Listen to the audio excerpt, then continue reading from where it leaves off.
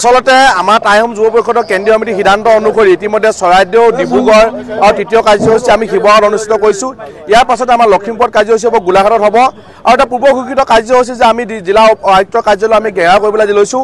ইয়াৰ যোগেদি আমি জনজাতিকৰণৰ স্বাৰ্থ এখন দুটা দাবী ৰাখিছোঁ যে যথেশীঘ্ৰে 6 জনগোষ্ঠীৰ ৰাইজক জনজাতি মৰ্যাদা প্ৰদান কৰিব লাগে।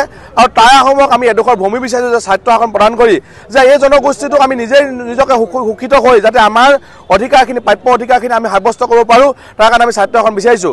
আৰু ডক্টৰ হিমন্ত বিশ্ব শৰ্মাই এই কথাখিনি তেখেতে অৱগত আৰু তেখেতে ইতিমধ্যে প্ৰতিশ্ৰুতি প্ৰদান কৰি থৈ গৈছিলে, কিন্তু সেই প্ৰতিশ্ৰুতি তেখেতে আখৰে আখৰে পালন কৰা নাই। গতিকে আমি ভাবিছোঁ ডক্টৰ হিমন্ত বিশ্ব শৰ্মা 5 বছৰ আগৰ চৰকাৰে 5 বছৰ 10 বছৰ অসমত শাসন চলালে বিজেপি চৰকাৰে।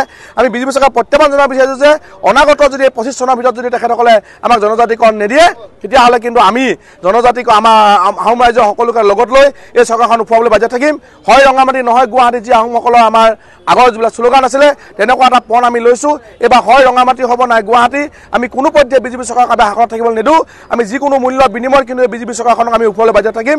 গতিকে সকলো শ্ৰেণীৰ ৰাইজে যিটো অংশগ্ৰহণ স্বতঃস্ফূৰ্ত আজি ওলাই আহিছে তাৰ কাৰণে আমি তেখেতক ধন্যবাদ জনাইছোঁ।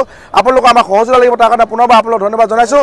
আৰু হিমন্ত বিশ্ব শৰ্মাক যাতে আমি তেখেতে যদি আমি গাঁৱৰ ভূঞে চিঞৰি থাকোঁ নুশুনে, গতিকে আমি জিলা আয়ুক্ত কাৰ্যালয়ৰ যোগে তেখেতক আমি চিঞৰিবলৈ আহিছোঁ যাতে এই কথাকেইটাক তেখেতৰ কাণত পৰে, তাত আৰু কাণত পৰি যাতে আমাৰ জনগোষ্ঠীৰ মৰ্যাদা প্ৰদান কৰে তাৰ কাৰণে বাজি থাকিবলৈ তেখেতক আহ্বান জনাইছোঁ।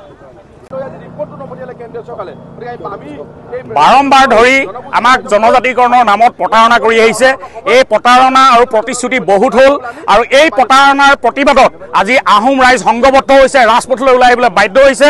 আৰু 2025 চনটো ডেডলাইন, 2025 চনৰ ভিতৰতে আমাক জনজাতিকৰণ লাগিব আৰু ইয়াৰ পাছলৈ আমি অনন্তকাল জনজাতিকৰণৰ অপেক্ষাত আমি থাকিব নোৱাৰোঁ।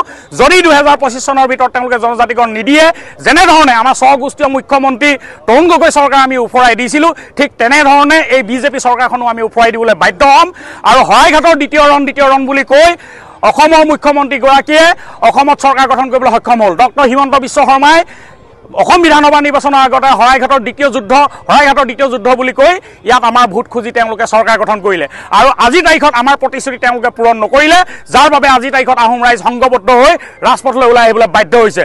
আৰু শৰাইঘাটৰ প্ৰকৃতন কি আহোমৰ ডেকাতকৈ কোনেও ভালদৰে নাজানে। গতিকে 2025 চনৰ ভিতৰত যদি আমাক জনজাতিকৰণ নিদিয়ে তেতিয়াহ'লে আমি শৰাইঘাটৰ কি ৰণ আমি দেখাই দিম বিজেপি দলক, আৰু এই বিজেপি দল আৰু চৰকাৰক আমি ব্ৰহ্মপুত্ৰত উটুৱাই দিবলৈ আমি বাধ্য হ'ম।